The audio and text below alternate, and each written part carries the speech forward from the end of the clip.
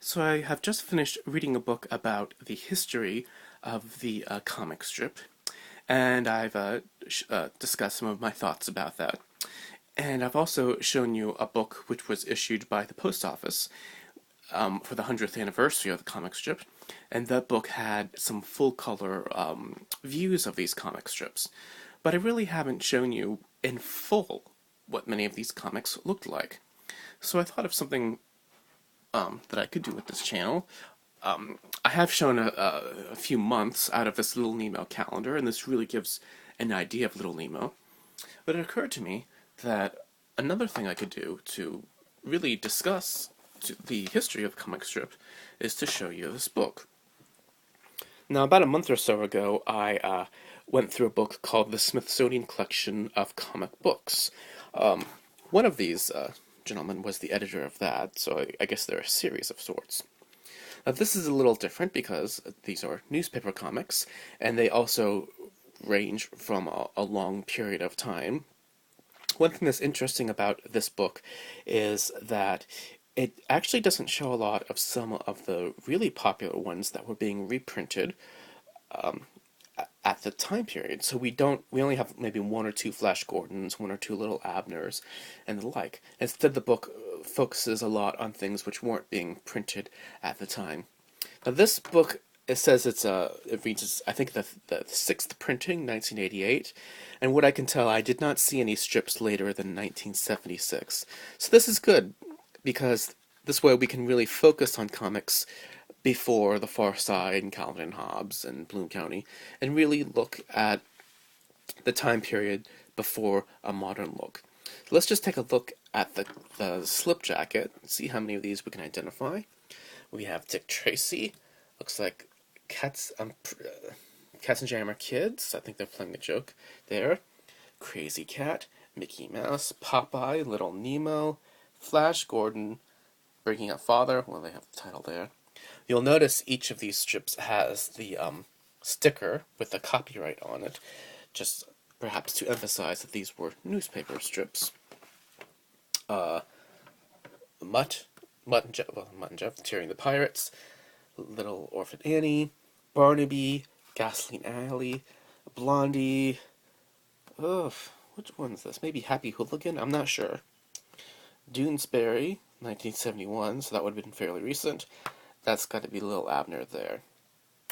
So anyway, just to give you an idea of what this book is like, it's an oversized book, and there are some interesting quotations here. I'm not going to go through them all, but it's, how to say this? This book has a very good variety of newspaper comic strips printed in a way that, you know, we could actually see some of the larger Sundays, and, you know, it's still readable. They're not shrunk too small or anything like that. And it's got a variety of topics. So we have, you know, a lot of Popeye, but we also get, you know, some of the lesser known ones, at least maybe lesser known ones to me. You know, we get Toonerville Folks, and we get Gasoline Alley, we get lots of things. Now, unfortunately, with works like this, we have overwritten forewords and overwritten. It's perhaps it just has to do with art history in general, or perhaps since comic strips and comic books were neglected in terms of art history for forever, that when scholars have a chance to write about them, they sort of overwrite what they have to write. I wish they just wrote a paragraph and then the rest of this was a comic. I have noticed there are a couple of McClearys who have been involved in comics in the past. I am not sure whether they are relations, but some of these names will be familiar. The widow of Walt Kelly, we have Johnny Hart, Edgar Rice Burroughs Company, the Walt Disney Company, etc. Here we have an overwritten introduction, which did not have to be this long. I do like historical context of such things, but sometimes it's wordy for the sake of being wordy. Here we have what may or may not be the first case of sequential dialogue balloons, in a fashion, in the sense that the parrot's words and the yellow kid's dialogue, whose dialogue is in his shirt, kind of interact with each other in an order. And then it has to be read in that fashion to be understood. So yes, too many pages of introduction. No, I do like how, when talking about the first 2 decades of comics, they talk about what type of stock characters we have. We have the brat, basically the Katzenjammer kid, and we have a talking animal, and we have sort of the crazy genius, I suppose, or maybe the innocent child.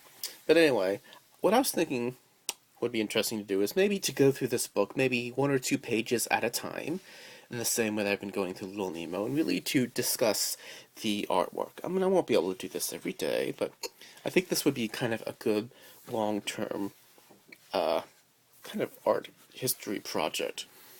One thing that I don't find as much on YouTube is really just discussing in depth comics as an art form from an artist's perspective. So we have people who are scholars, and they are interested in finding the dates and the firsts and the wherefores and the whys. And then we have artists who make their own art. But the intersection of an artist who makes his own art, but who appreciates artwork, I'm not sure whether I've found that yet. So maybe I just have to do that myself. So anyway, I'm just going to flip through here just to show you the different forms. Harriman, look at that. This reminds me of Yonkoma strips from Japan. Obviously, those have 4 panels.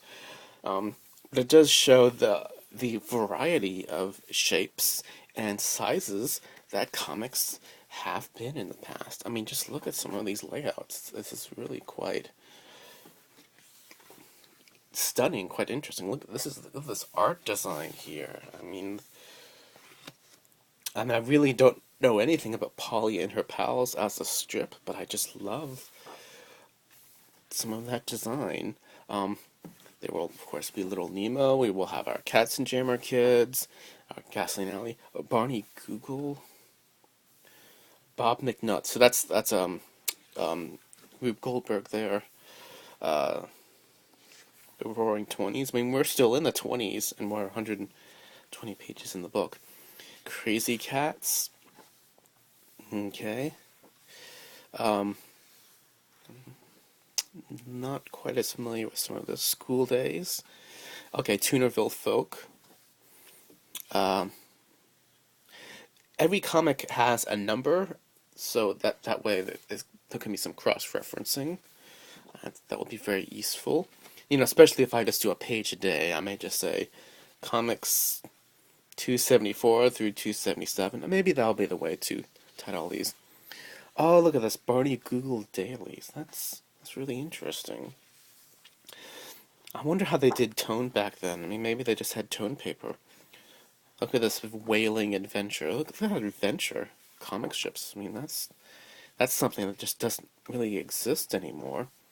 I mean, I'm sure there's some web strips that do that, but I haven't been able to find them. So there's not a lot of Tarzan and Buck Rogers, as I mentioned before, because these were being widely reprinted in the 70s. But there are, we do have a few pages just to have a sample. We have a big run on Popeye. That would be very interesting to discuss and really go through in detail. I am less familiar with the Popeye comic than I would like to be. We're 200 pages in, we're still in the 1940s. Barnaby, I would love to find a collection of Barnaby. I think it's being reprinted by Fantagraphic Books. The Mickey Mouse strips, these are just beautiful.